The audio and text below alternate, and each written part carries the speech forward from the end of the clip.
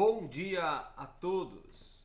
Nós estamos agora, neste momento, em um canal específico para tratarmos de assuntos de cunho filosófico, sociológico, psicológico. É o canal Hermenêutica, Ser e Interpretação. Como propriamente diz o canal, vamos tratar e tratamos na proposta desse canal assuntos filosóficos, psicológicos, sociológicos relacionados ao contexto hermenêutico do ser. Muito bem, hoje, nesta aula, vamos tratar de positivismo sociológico. Antes de entrarmos nesse assunto, quero lembrar a você e pedir-te que venha a compartilhar o vídeo, a aula, gostando, e também, claro, não deixar imprescindivelmente de dar o seu like aí, o seu joinha, para nos ajudar. Muito bem. Positivismo sociológico. Quando nós tratamos de positivismo sociológico, nós estamos falando sobre uma sociedade que automaticamente ela é regulada, tá? Controlada por leis semelhantes da natureza, tá? Ou seja, leis invariáveis e também independentes da vontade humana.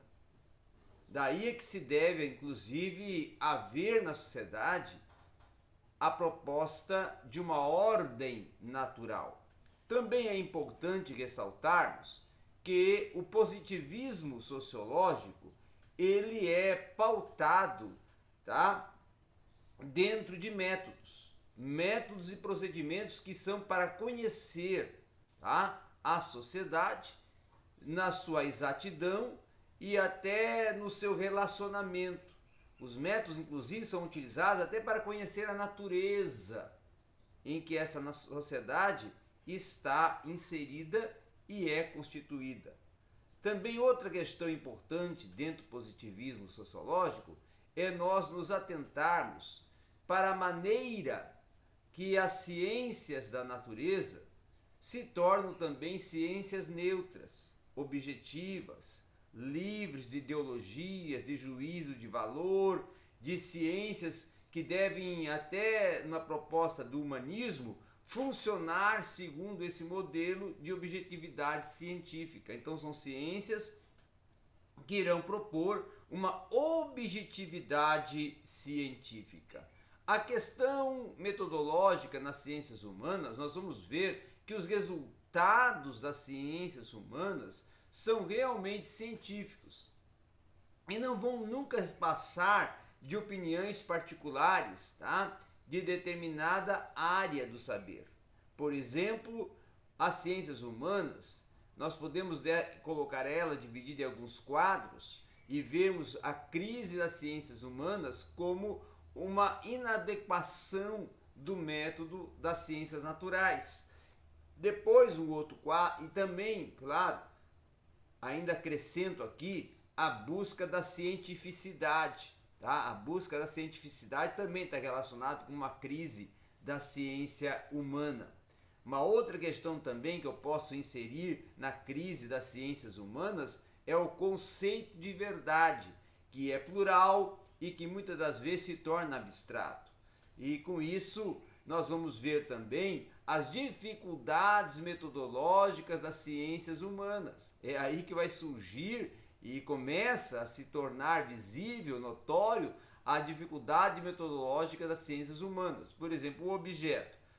As ciências naturais, ela tem como objeto coisas que são materiais, tá? E que, claro, são exteriores ao universo humano.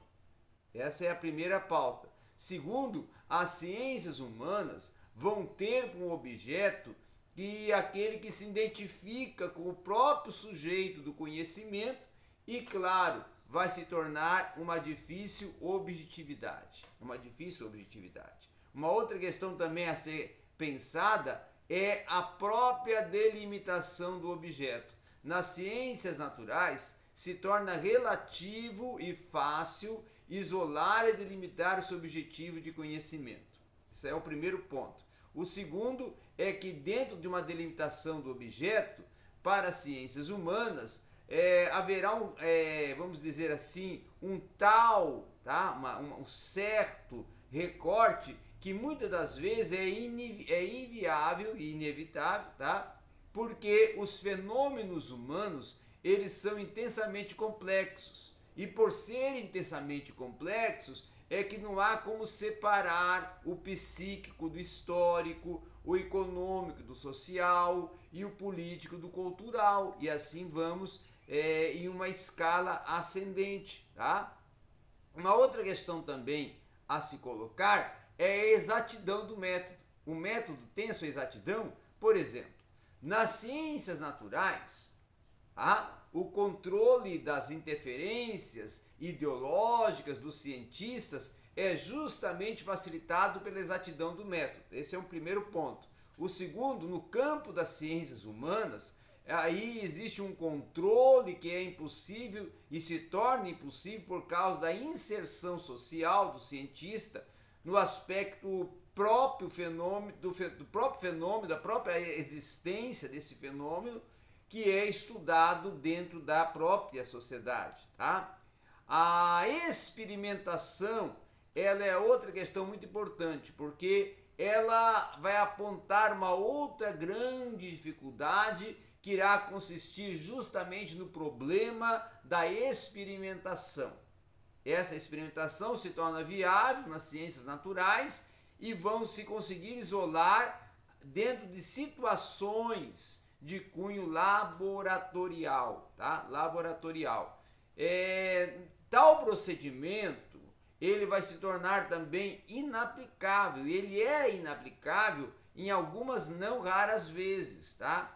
Por quê? Porque ele vai se tornar muitas vezes uma indicação de que é inútil para as humanidades, ou até porque as próprias reações e motivações, tá, das pessoas diante de certos eventos, ela, principalmente da vida social, ela vai se tornar uma reação variável, subjetiva e muitas das vezes uma reação de cunho impossível.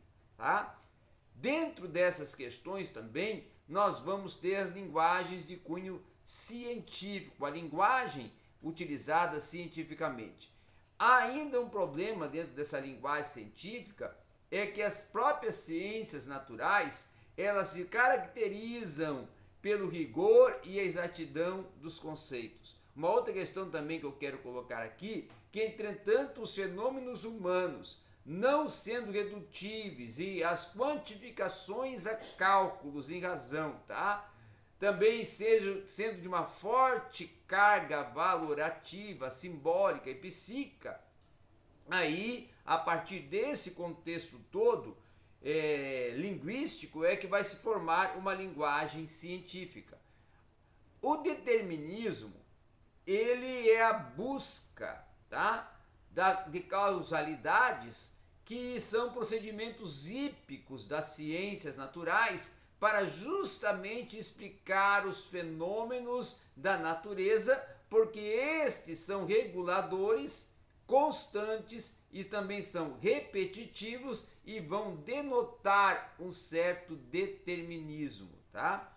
Com isso, então, nós vamos ver que o determinismo, ele se torna fenômenos humanos que são complexos, mas também têm a sua certa liberdade, se tornando livres também, tá? As ciências humanas, elas possuem uma necessidade de uma construção, de uma metodologia que nós podemos considerar uma metodologia própria, tá? A tendência humanista das ciências humanas, ela parte justamente dessa construção da metodologia própria. Depois nós vamos ver também, ainda acrescentando, que dentro dessa questão das tendências humanistas das ciências humanas, nós vamos ver as relações humanas passarem a ser consideradas não até mais pela questão de um objeto em si, não, mas também como um fato. E aí, dentro de ser como um fato, ela se torna um fenômeno dotado de totalidade, complexidade e também de significados. Tá? Uma outra questão também que eu quero aqui incluir é tratar do fenômeno humano.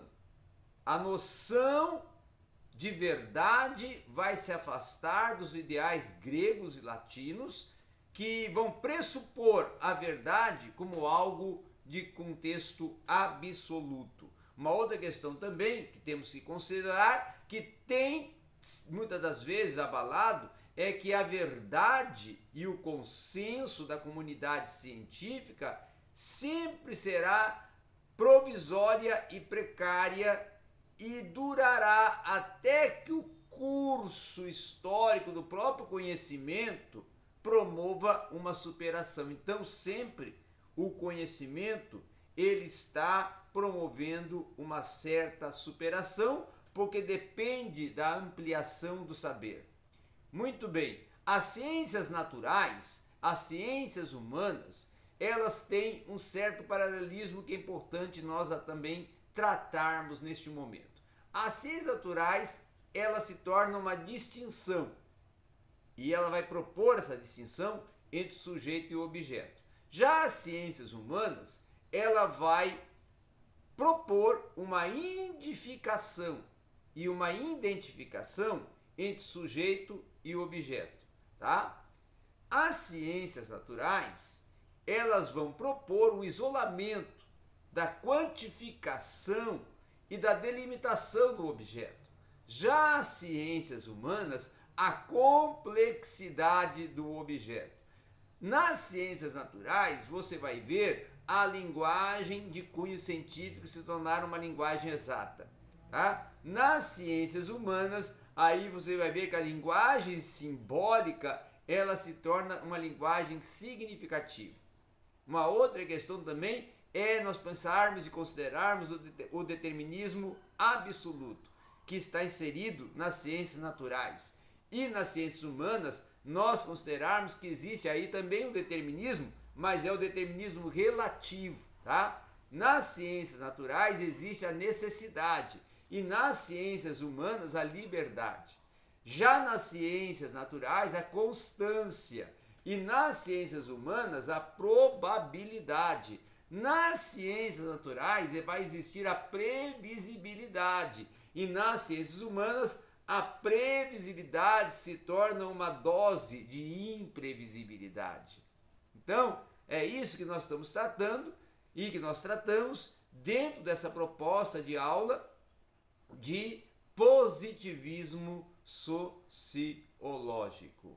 Obrigado a todos e até a próxima aula.